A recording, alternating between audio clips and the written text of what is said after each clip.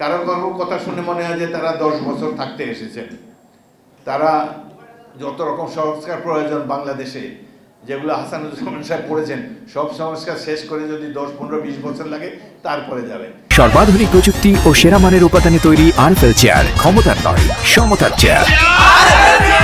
এত রক্তপাতের পর, এত ত্যাগ তিতিক্ষার পর যে উপদেষ্টা পরিষদ গঠিত হলো, এদের অধিকাংশেরই তো বিপ্লবী চরিত্র নাই। প্রফেসর ইউনূস থেকে শুরু করে কেউই তো বিপ্লবে অংশগ্রহণ করে নাই, একমাত্র জনাব আসিফ নজরুল, তাকে দেখেছি।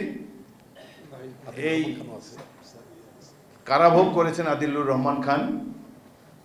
তো এই দুজনকে ধরা যেতে পারে যে এই সরকারের বিরুদ্ধে সরব প্রতিবাদ মুখর তারা ছিলেন।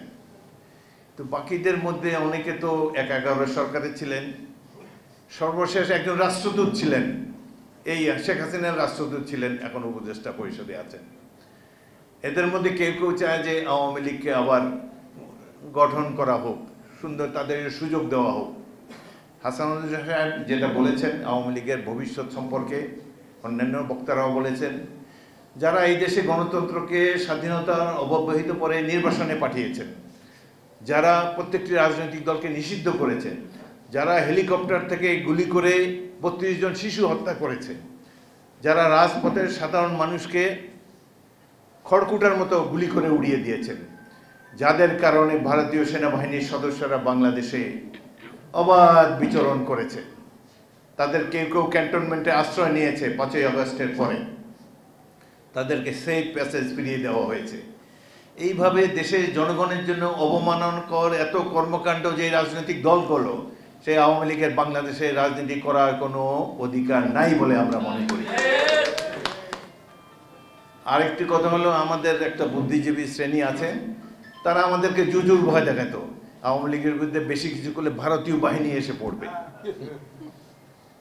এখন বাংলাদেশের তরুণ যুবক ছাত্রদের পিতামাতারা যে সাহস দেখিয়েছেন, এই দেশে কি আর কোনোদিন বিদেশি শক্তি আসার সম্ভাবনা আছে? কোনো সম্ভাবনা নাই। আমাদের পার ক্যাপিটা ইনকাম কম, 5ই আগস্টের আগ পর্যন্ত আমরা একটা দরিদ্র জাতি ছিলাম, কিন্তু 5ই আগস্টের পরে আমার মনে হচ্ছে এই পৃথিবীর মধ্যে সবচেয়ে সম্পদশালী রাষ্ট্র হলো বাংলাদেশ। তার কারণ আমাদের মানব সম্পদ আছে, এমনই মানব সম্পদ যারা নিরস্ত্র হয়েও হেলিকপ্টার গানশিপের বিরুদ্ধে ট্যাঙ্কের এপিসির সামনে বুক পেতে দিয়ে যুদ্ধ করতে পারে। 71 সালে যুদ্ধ করেছিলাম যে ছাত্রদেরকে নিয়ে, তাদের হাতে অস্ত্র ছিল, কিন্তু এবার যে ছাত্র যুবকেরা রাজপথে ছিল তারা ছিল নিরস্ত্র, কিন্তু কি সাফল্যের সাথে, কি অসীম সাহসিকতার সাথে তারা মোকাবেলা করেছে এই ট্যাঙ্ক বাহিনী, হেলিকপ্টার বাহিনী আর এই আধুনিক মারণাস্ত্রধারী পুলিশ বাহিনীর বিরুদ্ধে। যেই জাতির কাছে এই সম্পদ আছে তাদের নিঃশঙ্ক চিত্ত তারা থাকতে পারে, তাদের ভয়ের কোনো কারণ নেই। পৃথিবীতে এমন জাতির সৃষ্টি হয় নাই যারা আমাদেরকে পদানত করতে পারে, কোনোদিন এটি সম্ভবই নয়। এটা দেখে এই পরিণত বয়সে আশ্বস্ত হয়েছি যে আমাদের দেশের স্বাধীনতা সার্বভৌমত্ব কেউ লঙ্ঘন করতে কোনোদিন পারবে না। সেটি এইবারে আমাদের জুলাই আগস্টের ছাত্র সমাজ, তাদের পিতামাতারা, এটাই তো বিপ্লব, যেখানে ছাত্রের সাথে তার পিতামাতা দাঁড়িয়ে আছে, একই লক্ষ্য ধারণ করে অংশগ্রহণ করেছে আন্দোলনে, এটাই তো বিপ্লব। এর চেয়ে বড় সাফল্য আর কি হতে পারে?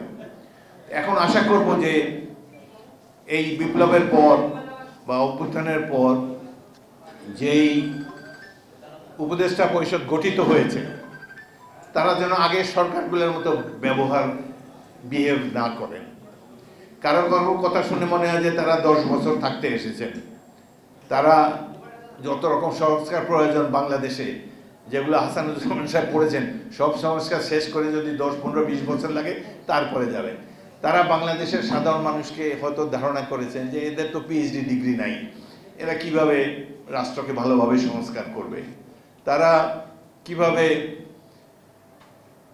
এই যে রাষ্ট্রবিজ্ঞানের বইতে যেসব কথা লেখা আছে যে একটি রাষ্ট্রের স্তম্ভ আইনসভা, বিচার বিভাগ, নির্বাহী বিভাগ আলাদা থাকতে হবে, ইন্ডিপেন্ডেন্ট থাকতে হবে, এত কিছু তো সাধারণ মানুষ বুঝে না। সুতরাং এইসব সংস্কার আমাদেরই করে দিতে হবে। আরে ভাই, বাংলাদেশের মানুষ সব বোঝে, কিপ দেম এ চান্স, একটা সুযোগ দেন তাদেরকে।